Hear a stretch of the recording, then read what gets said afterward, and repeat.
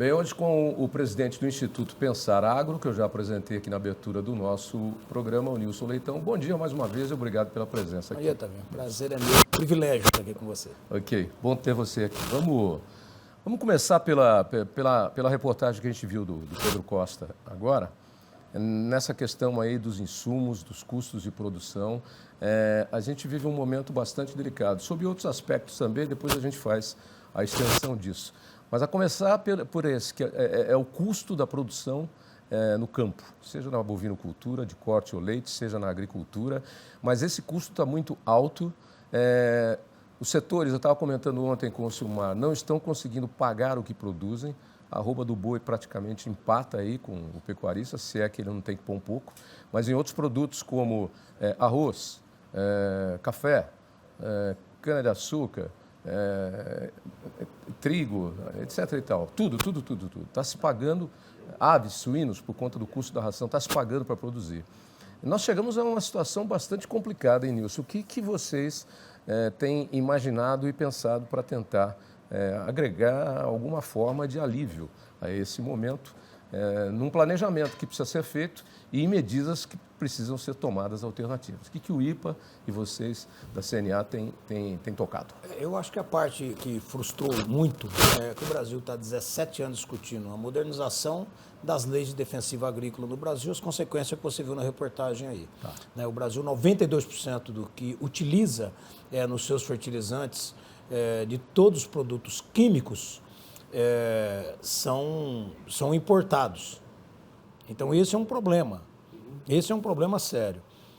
Então, o pior do que está acontecendo nesse período, que iniciou o ano passado uma gritaria pela falta de produto, e hoje essa gritaria muda pelo preço do produto, né? Mas ainda tem ausência. Tá. Se nós tivéssemos aprovado a Lei 6299 de defensiva agrícola, que é tão combatido de forma ignorante, até ignorante no sentido da falta de conhecimento por muitos, nós teríamos produtos modernos no Brasil hoje, aprovados no Brasil, que é o mesmo produto que a Argentina usa, que os Estados Unidos usam, que a Europa, porque nós demoramos 10 anos para poder atualizar nossos produtos defensivos. Por um absurdo, um debate ideológico. Que isso é a consequência do que não foi feito. Esse é um grande problema. O outro grande problema, tudo acaba conspirando nesse momento. Essa guerra na Rússia, com a Croácia e tudo mais que está acontecendo. Ucrânia lá, a Bielorrússia, no Mar Negro, principalmente lá, com a Bielorrússia, que produz 20% do potássio para o mundo, e o Brasil acaba tendo 20% do que tem aqui, vem também da Bielorrússia. Eu tive a oportunidade de estar naquela mina lá, desci na mina, 750 metros do solo. É uma produção maravilhosa, mas hoje está praticamente impedido de chegar até aqui, se chega caro. Está na hora também do Brasil colocar o dedo na ferida e ter, de fato, a sua produção nacional. Ele tem condições de ter sua produção nacional. Quer dizer, é uma consequência de um monte de coisa acontecendo. Mas é claro que a parte política de tudo isso, é complicado porque não aprovou aquilo que deveria aprovar. Aquilo que poderia facilitar esse momento para o Brasil para enfrentar crises como essa.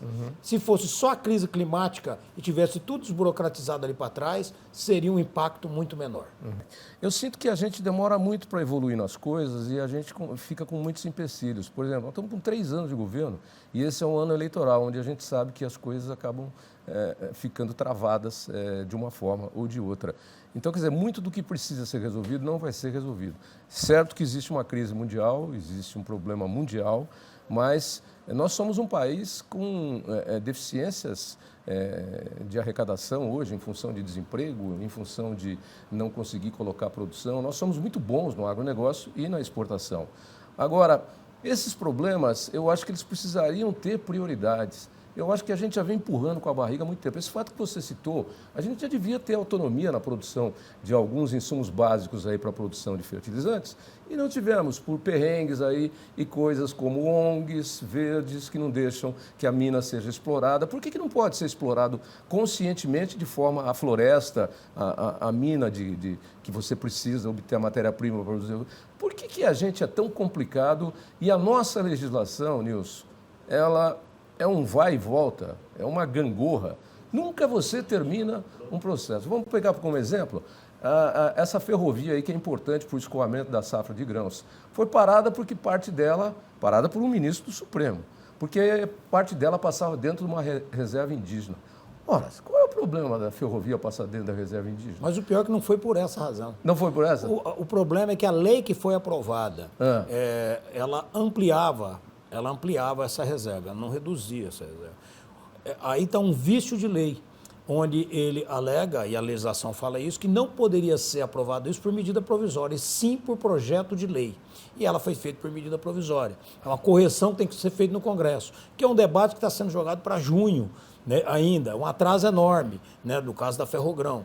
Então é claro que esse tipo de debate acaba tendo aí as incoerências também políticas para esse tema, a falta de diálogo entre os poderes para que isso possa ocorrer. Então, de fato, as coisas não andam muito bem em relação a isso. Na verdade, a gente já tem um judiciário complicado que tem uma Constituição e tem leis que permitem muitas aberturas. Interpretações. Interpretações. Se você pega nos Estados Unidos, por exemplo, é julgado um caso de uma determinada forma, isso passa a valer para todos os casos que são daquela forma.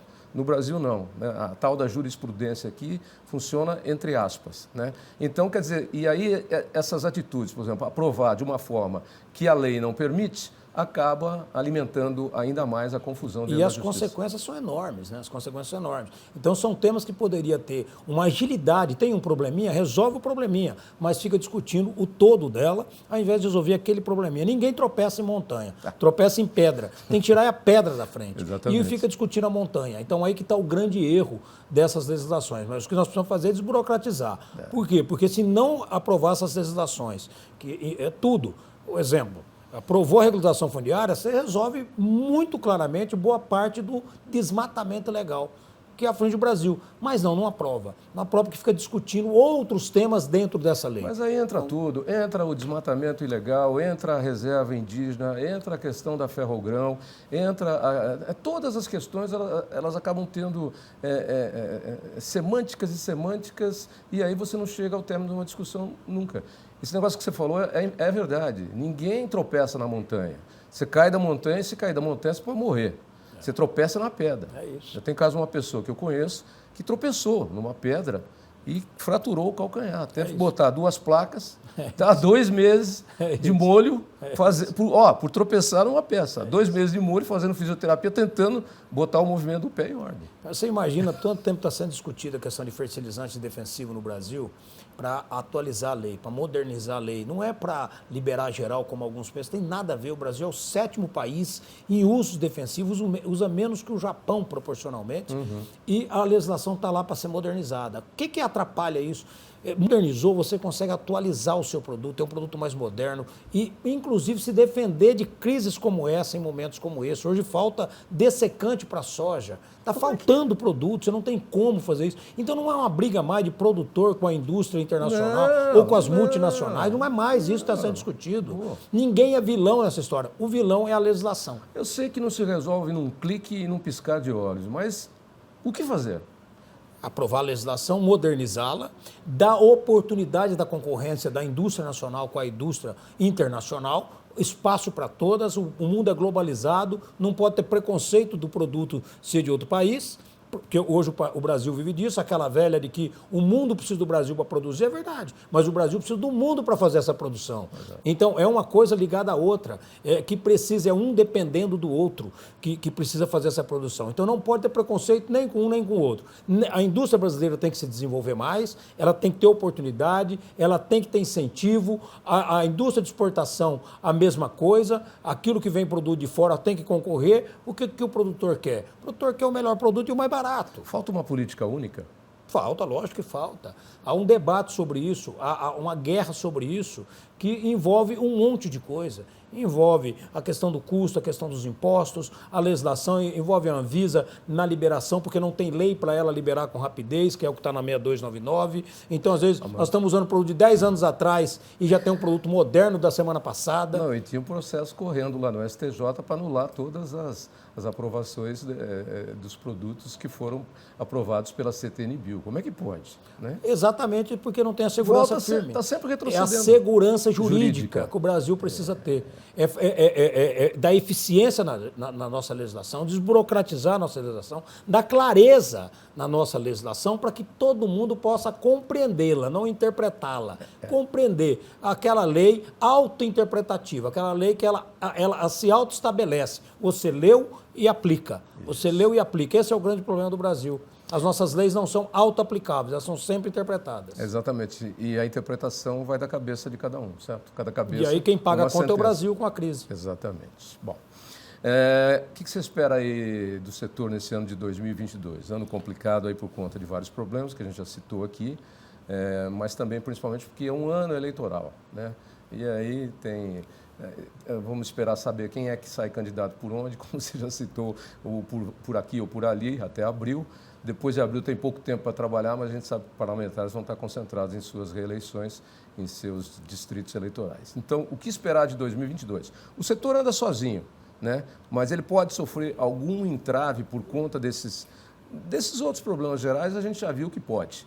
Mas o principal deles é encarecimento de tudo, inclusive do alimento que está na gôndola do supermercado para o consumidor, que cada vez que passa pela gôndola põe a mão no cabelo e puxa os cabelos assim, fala, meu Deus, aonde vai chegar? Então, o que você vê para esse ano de 2022 no nosso setor? Esse ano eleitoral é um ano vai ser muito complicado, está muito polarizado, então pode sim o setor pagar um preço por isso como um terceiro.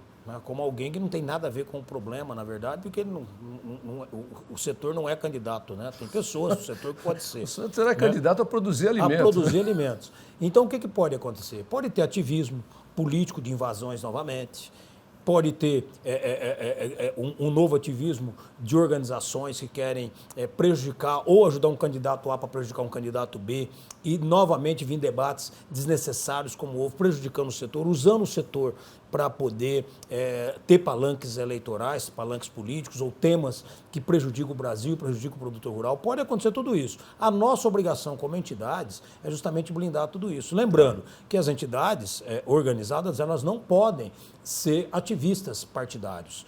As entidades são entidades políticas, mas são apartidárias. Exatamente. Isso que é muito importante compreender isso, por mais que haja torcida de um, de outro. Cada um individualmente tem o seu direito de se pronunciar, se proclamar. A entidade tem que fazer o quê? Trabalhar duro esse começo do ano para tentar destravar as pautas que estão lá no Senado e na Câmara.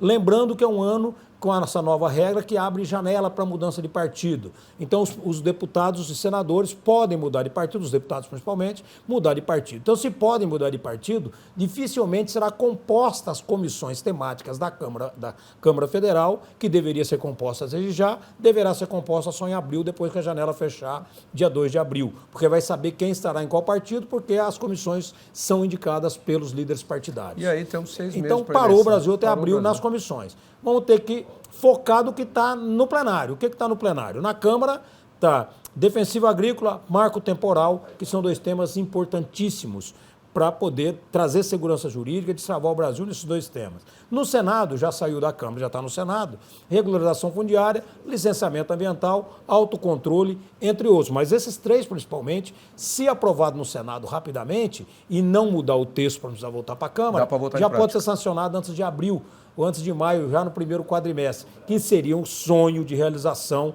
ter a lei de licenciamento ambiental destravando ferrovias, rodovias, hidrovias, fazendo com que o Brasil destrave nesse desenvolvimento. Ou seja, precisamos de empenho dos nossos parlamentares.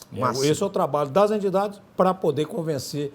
Mas a frente parlamentar nossa é muito empenhada, com certeza absoluta, nós vamos conseguir ter algum avanço. Bom, diríamos então que essas seriam, para terminar, as principais demandas em Brasília. Empenho dos parlamentares e as entidades pressionando isso para que eles tenham o máximo empenho nesse curto período que terão para aprovar coisas básicas e fundamentais para o agronegócio. O orçamento da pasta em 2022 agrada?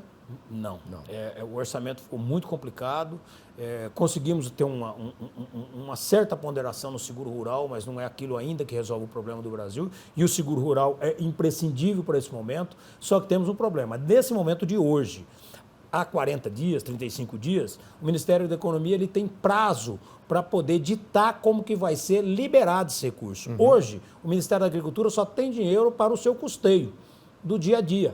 Não tem dinheiro hoje para o Finame, não tem dinheiro hoje para o Moderfrota, não tem dinheiro hoje liberado na conta. Se for no banco hoje não tem esse dinheiro, que só vai ter quando o Ministério da Economia fazer o tal do QDD, que é um quadro do detalhamento de despesa. Então, na hora que fizer isso, que ainda demora essa burocracia, hoje não tem dinheiro para o produtor. O que nós temos que é novidade? É um trabalho duro para as emergências, no caso de Minas Gerais, 360 municípios, né, anunciado pela ministra Tereza Cristina, um trabalho da CNA e de todas as entidades, justamente para poder fazer o quê? Atender, paralisando a cobrança das parcelas de financiamentos desses produtores rurais, mas também levando o dinheiro para a reconstrução. Tem gente que perdeu o trator, que perdeu tudo. Então é isso que vai acontecer, que é emergencial, que já deve estar acontecendo. Ok, conversamos aqui com o presidente do Instituto Pensar Agro, o Nilson Leitão. Muito obrigado pela presença, foi um prazer revê-lo. Lembrando que nós estamos sem máscara, trabalhamos sem máscara porque estamos ao vivo aqui para poder dar maior clareza para vocês. Mas aqui no estúdio, na nossa redação, no nosso ambiente, todos estão com máscara e eu, inclusive, e o Nilson, eu vou continuar aqui, mas o Nilson, assim que sair também, vai colocar sua máscara com toda a proteção à Covid. Bom te ver. Eu que agradeço, também. Sucesso aí, Deus abençoe o nosso 2022 e os nossos produtores. Amém, amém. E vamos trabalhar. Mais.